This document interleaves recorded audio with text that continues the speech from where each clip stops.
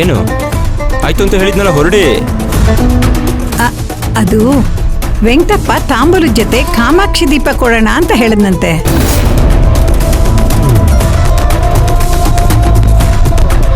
ಏನ ತಾಂಬೂಲದ ಜೊತೆ ಕಾಮಾಕ್ಷಿ ದೀಪನ? ಅದಕ್ಕೆಷ್ಟು ಖರ್ಚಾಗುತ್ತೆ ಗೊತ್ತಾ ನಿಮ್ಗೆ? ಖರ್ಚಾಗುತ್ತೆ ಶ್ರೀಮಂತು, ಅದಕ್ಕೆ ನೀನ್ ಸ್ವಲ್ಪ ಹಣ ಕೊಟ್ರೆ. ಅಪ್ಪ, ನಾನು ಯಾಕೆ ಸಪ್ತಮಿ ಅಪ್ಪನ ಮೇಲ್ ವಿಲನ್ ಮಾಡಿರೋದು, ನಿಮ್ಮನ್ನ ಸೈಡ್ ವಿಲನ್ ಮಾಡಿದ್ದೀನಿ ಅಂತ ಇವಾಗ ಅರ್ಥ ಆಯ್ತಾ? ಹಾ, ಇದಕ್ಕೇನೆ ನಮ್ಮ ಮಾವ ತಿರುಪತಿ ವೆಂಕಟಪ್ಪ ಸಿಕ್ಕಿದ ಕಡೆ ಎಲ್ಲ ನಮ್ಮಕ್ಕೆ ಹೋಗ್ತಿರ್ತಾರೆ. ನೀವು ಅದಕ್ಕೆ ಕುಂಕುಮ ಹಚ್ಚಿ ಹೋಗ್ತೀರಾ. ಎಷ್ಟು ಬೇಗ ನೀವು ನನ್ನ ತಲೆನ ನುಣ್ಣಗೆ ಮಾಡಿ ಹೋಗ್ತೀರಾ ಅಂತ ಗೊತ್ತಿಲ್ಲ. ಹಲೋ, ಈ ಥರ ಅನ್ಯಾಯನ ಎಲ್ಲಾದ್ರೂ ನೋಡಿದ್ರಾ ಅಥವಾ ಎಲ್ಲಾದ್ರೂ ಕೇಳಿದ್ರಾ? ಹಲೋ, ಎಲ್ಲೂ ತಾಂಬೂಲ ಜೊತೆ ಒಂದು 10-20 ರೂಪಾಯಿದು ಹಣ್ಣು ಏನಾದರೂ ಕೊಡ್ತಾರೆ. ನೀವು ಕಾಮಾಕ್ಷಿ ದೀಪ ಕೊಡೋಣ ಬಿಟ್ರೆ ಮನೆ ಆಸ್ತಿನ ಬರ್ಕೊಡೋಣ ಅಂತ ಹೇಳ್ಬಿಡ್ತೀರೇನೋ. ಅಲ್ಲ, ನಿಮ್ಮ ಕಣ್ಣಿಗೆ ನಾನು ಯಾವ ಥರ ಕಾಣಿಸ್ತಿದ್ದೀನಿ? ಈ ಅಂಬಾನಿ ಮನೆ ಅಥವಾ ಟಾಟಾ ಮನೇಲಿ ಹುಟ್ಟಿರೋ ಥರ ಏನಾದರೂ ಕಾಣಿಸ್ತಿದ್ದೀನಾ? ಮಾತಾಡ್ತಿದ್ರೆ ಅಷ್ಟು ಲಕ್ಷ ಇಷ್ಟು ಲಕ್ಷ ಅಂತೀರಾ, ಎಲ್ಲಿಂದ ತರಲಿ ನಾನು? ಈಗ ನೋಡಿದ್ರೆ ತಾಂಬೂಲ ಜೊತೆ ಅದು ಯಾವುದೋ ದೀಪ ಅಂತೆ. ನಾನೇನು ಮಾವ? ಅದೇನೋ ದೀಪದ ಬಗ್ಗೆ ಮಾತಾಡ್ತಾ ಇದ್ರಿ. ಹಾ, ಅದು ತಾಂಬೂಲ ಜೊತೆಗೆ ಅದ್ಯಾವುದು ಕಾಮಾಕ್ಷಿ ದೀಪ ಏನೋ ಬೇಕಂದ್ರಂತೆ. ಹೌದು ಅಳಿ ಅಂದ್ರೆ ನೀವೇ ಹೇಳಿದ್ದಾ? ನಾನೇ ಹೇಳಿದ್ದೆ.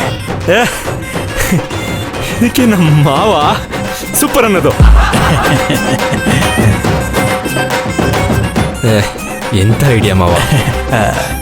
ಅದಕ್ಕೆ ನಾನು ಆಗಾಗ ಹೇಳೋದು, ಇಂಥರ ಯೋಚನೆ ಮಾಡೋ ಶಕ್ತಿ ನಮ್ಮೆರಡೂ ಫ್ಯಾಮಿಲಿಯಲ್ಲಿ ಯಾರಿಗೂ ಇಲ್ಲ ಅಂತ. ನೀವು ನಿಜವಾಗ್ಲೂ ಗ್ರೇಟ್ ಮಾವ.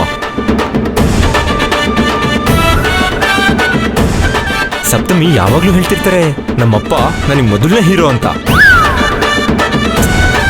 ನೀವು ಮಾತ್ರ ನನಗೆ ಹೀರೋಗಿಂತಲೂ ಒಂದು ಕೈ ಮೇಲೆ ಮಾವ.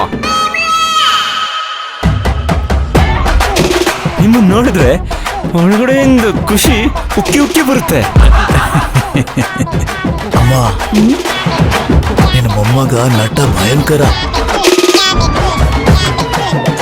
ನೋಡಿಲ್ಲ ಹೇಗ್ ನಾಟಕ ಮಾಡ್ತಾ ಇದ್ದಾನೆ ಅಂತ. ಹೌದು ಕಣೋ, ನಾನು ಅದನ್ನೇ ನೋಡ್ತಾ ಇದ್ದೀನಿ. ನಿಮ್ಮ ಅಪ್ಪ ಕೂಡ ಇಷ್ಟೊಂದು ನಾಟಕ ಆಡ್ತಾ ಇರ್ಲಿಲ್ಲ. ಹೇಗ್ ಮಾತಲ್ಲೇ ಮರಣ ಮಾಡ್ತಾ ಇದ್ದಾನೆ ನೋಡು. ಸುಮ್ನೆ ಹೊಗಳ್ತಾ ಇದ್ದೀರಾ ನೀವು ನನ್ನ ಅಳಿ ಅಂದ್ರೆ? ಸುಮ್ನೆ ಹೊಗಳುತ್ತಿಲ್ಲಮ್ಮವ್ವ, ನಿಜವಾಗ್ಲೂ ಹೇಳ್ತಿದ್ದೀನಿ. ನಿಮ್ ತರ ಆಕ್ಟಿವ್ ಆಗಿ ಯಾವುದೇ ಖರ್ಚು ನೋಡ್ದೆ ಎಲ್ಲ ಕೆಲಸನ ಸಲೀಸಾಗಿ ಮಾಡ್ತಿದ್ದೀರಾ.